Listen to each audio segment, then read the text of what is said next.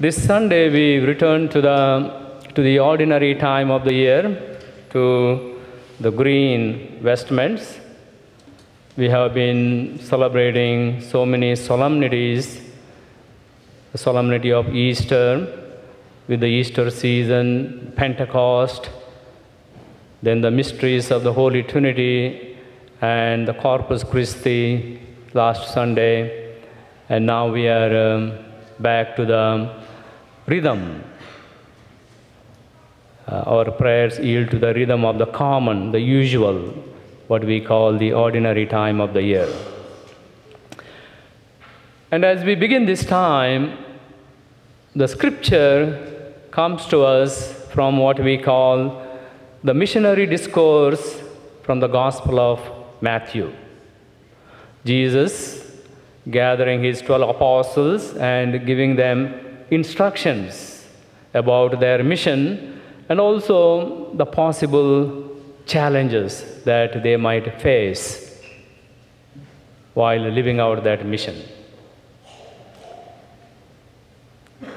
But the first thing that Jesus does, as soon as he gathers his apostles, the first thing he does is he drives away the fear from them. Today's gospel starts with the first words, "Fear not." And Jesus goes on to repeat that 3 times in this small gospel passage. Do not be afraid, fear not. Jesus knew his apostles, his disciples. He knew how they felt. He knew their strengths and weaknesses. He was very close to them. That's why he felt that need to repeat that assurance, fear not, do not be afraid. I am going to be with you. All of us go through fears in life at one time or other. Fear of failures, fear of disappointing others, fear of looking silly or foolish, fear of the unknown. I can relate to many fears, especially the fear of the unknown. As I left my country and went to different culture, first to New Guinea as a missionary, not knowing anything about that place, and more so coming from New Guinea to the United States 12 years ago, I can relate to those fears. I was scared when I was about to come to the United States, worried about would I fit into that culture, society. Not familiar with computer,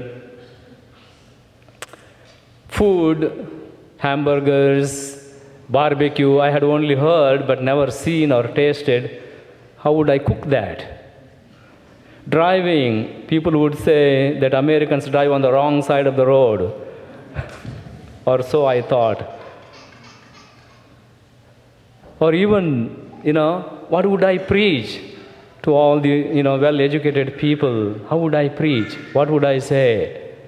So all those concerns, fears. So I went to a priest, a senior priest, friend of mine, who had been to the United States and Europe quite a few times, to share my feelings, scary feelings.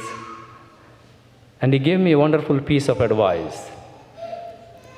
He said, just do what you know. Just offer what you have to offer. Do not pretend to be somebody else. Then he said, be open to learning. Know that you don't know everything. And so show that care enough to learn. But most of all, trust in God. Go with God. So now looking back, I wonder how all these things happen. All these transitions so smooth. never faced a problem. And all that I can do is give thanks to God. God was there. All this happened because of God. God's grace. God was looking out for me. And that's why my most favorite prayer is from St. Francis de Sales, the beautiful prayer.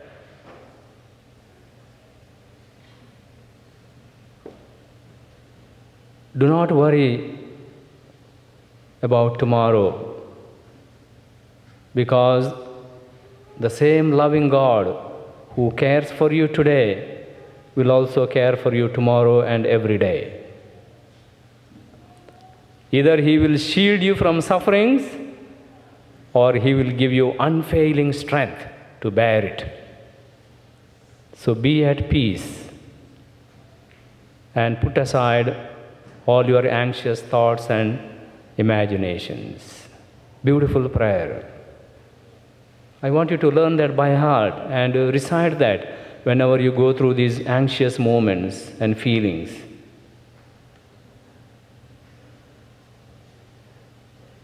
Fear comes to all of us. It is natural. It even came to Jesus. And even He cried at the Garden of Gethsemane out of fear that He has to go through all this passion and crucifixion.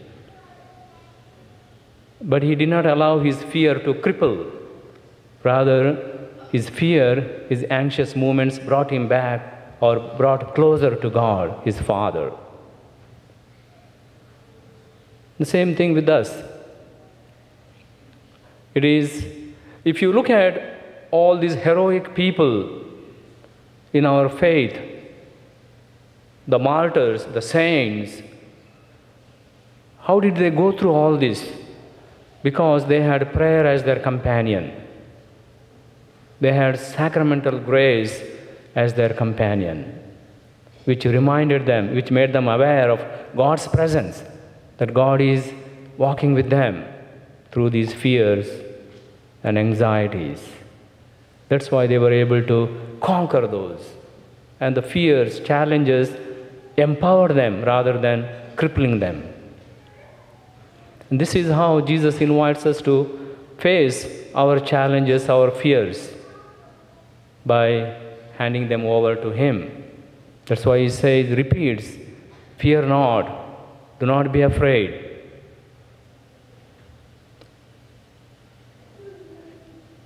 Every time we gather for the Eucharist, that's what Jesus does.